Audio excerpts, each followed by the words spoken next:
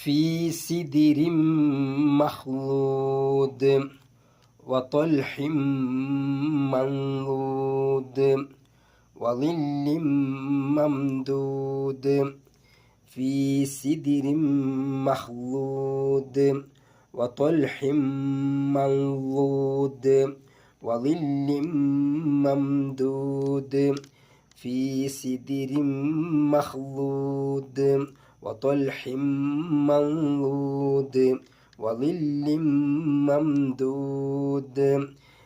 ഇനി ഈ മൂന്നായത്തുകളും ഇതുവരെ സ്വർഗത്തിലെ സുഖസൗകര്യങ്ങളെ കുറിച്ചാണ് പറയുന്നത്. അപ്പോൾ ഇപ്പം ഞാനിവിടെ ഈ മൂന്നായത്തുകളെ കുറിച്ചാണ് പറയുന്നത്. ഫി സിദിരിൻ മഹ്ലൂദ്, ഇലന്ത മരങ്ങൾ, മുള്ളില്ലാത്ത ഇലന്ത മരങ്ങളുടെ തോട്ടത്തിലായിരിക്കും അവർ, അഥവാ ആര്? അസ്ഹാബുൽ യമീൻ മാ അസ്ഹാബുൽ യമീൻ, വലതുപക്ഷക്കാരുടെ ഭാഗ്യം എന്താണ്, അവരെ കുറിച്ചാണ് ഈ പറയുന്നത്. അവർ സ്വർഗത്തിൽ ഇലന്ത മരങ്ങളുടെ തോട്ടങ്ങളിലായിരിക്കും. ആ ഇലന്ത മരങ്ങൾക്ക് എന്തുണ്ടാവില്ല, ദുനിയാവിലെ ഉള്ള മരങ്ങളെപ്പോലെ മുള്ളുണ്ടാവില്ല.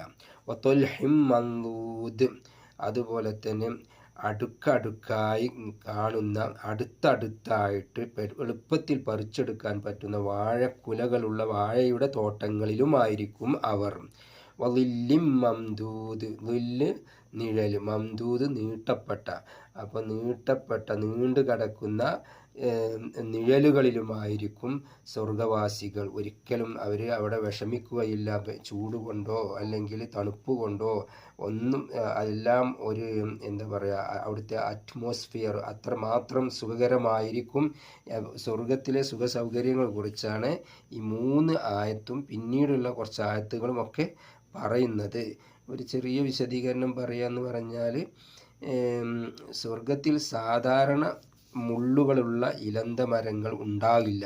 പകരം സുന്ദരവും ഫലഭൂയിഷ്ടവുമായ യാതൊരു തടസ്സങ്ങളുമില്ലാത്ത മരങ്ങളാകും അവിടെ ഉണ്ടാവുക. ഇത് സ്വർഗത്തിലെ ആളുകൾക്ക് ലഭിക്കുന്ന സൗകര്യങ്ങളെ സൂചിപ്പിക്കുന്നു ഈ ആയത്ത്.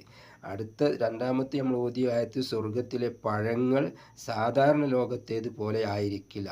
വാഴപ്പഴങ്ങൾ അടുക്കടുക്കായി യാതൊരു പ്രയാസവുമില്ലാതെ എളുപ്പത്തിൽ പറിച്ചെടുക്കാൻ കഴിയുന്ന രൂപത്തിലായിരിക്കും അവിടെ ഉണ്ടാവുക. സ്വർഗത്തിൽ ശക്തമായ സൂര്യതാപമോ ചൂടോ ഉണ്ടാകില്ല. എല്ലായ്പ്പോഴും ആശ്വാസം നൽകുന്ന വിശാലമായ നിഴലുകൾ ഉണ്ടായിരിക്കും. ഇത് സ്വർഗത്തിലെ സൗകര്യപ്രദമായ കാലാവസ്ഥയെയാണ് സൂചിപ്പിക്കുന്നത്. ഈ മൂന്ന് ആയത്തുകളും സ്വർഗത്തിൽ അള്ളാഹു വിശ്വാസികൾക്കായി ഒരുക്കിയിട്ടുള്ള സുഖസൗകര്യങ്ങളെയും സൗന്ദര്യങ്ങളെയും കുറിച്ച്